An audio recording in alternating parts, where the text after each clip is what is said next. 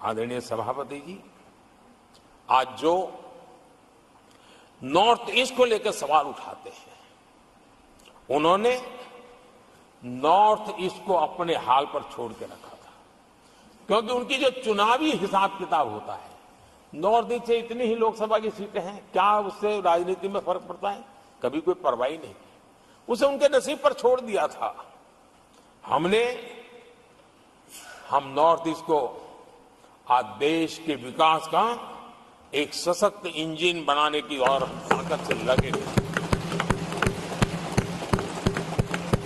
North east पूर्वी Asia के साथ ट्रेड, टूरिज्म और कल्चरल कनेक्टिविटी उसका गेटवे बन रहा है।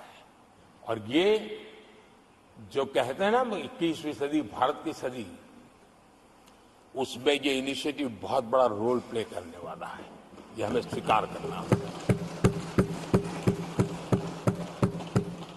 आदरणीय सभापति जी, हमने नॉर्थ ईस्ट में गत 5 वर्ष में जो काम किया है, और अगर पुराने कांग्रेस के हिसाब से साथ उसको अगर तुलना कर दी जाए, हमने जितना काम 5 साल में किया है, इतना अगर उनको करना होता ना, तो कम से कम 20 साल लग जाते, एक पीढ़ी और चली जाती।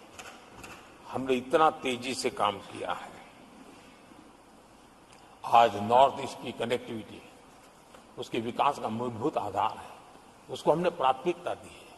और आज भूतकाल के सारे इंफ्रास्ट्रक्चर से कई गुना आगे हम निकल चुके हैं और हमने उसको करके दिखाया है। आदरणीय सभापति जी, नॉर्थ ईस्ट में स्थायी शांति के लिए 10 वर्षों में अनेक प्रयास किए गए हैं और निरंतर प्रयास किए गए हैं। बिना रुके, बिना थके, हर एक को विश्वास में लेते हुए में प्रयास किए गए हैं। और उसकी चर्चा कम हुई है देश में, लेकिन परिणाम बहुत ही आशा पैदा करने वाले निकले हैं।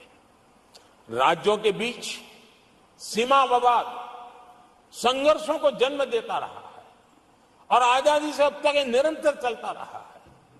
हमने राज्यों को साथ बिठा करके सहमति के साथ जितने सीमा विवाद खत्म कर सकते हैं, एक के बाद एक अकॉर्ड करते करते जा रहे हैं। रिकॉर्डेड है, सहमति की रिकॉर्ड है। और उसके लिए जो सीमाओं में किसी को उधर जाना है, किसी को यहां आना है, कहीं रेखा यहां बनानी, कहीं रेखा वहां, वो सारे काम कर चुके हैं। आदरणीय सभापति जी, ये नॉर्थ ईस्ट की बहुत बड़ी सेवा है। हिंसा से जुड़े संगठन, जो हथियारबंद गिरोह थे, जो वहां लड़ाई लड़ते रहते थे, अंडरग्राउंड के लड़ाई लड़ते थे, हर व्यवस्था को चुनौती देते थे, हर काउंटर ग्रुप को चुनौती देते थे, खून खराबा होता रहता था।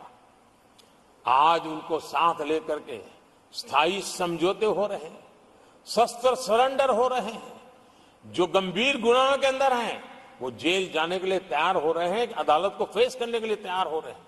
न्याय तंत्र के प्रति भरोसा बढ़ना, संविधान के प्रति भरोसा बढ़ना, भारत के लोकतंत्र के प्रति भरोसा बढ़ना, भारत के गवर्नमेंट की रचना पे भरोसा करना, ये इसमें से अनुभव होता है और आज हो रहा है।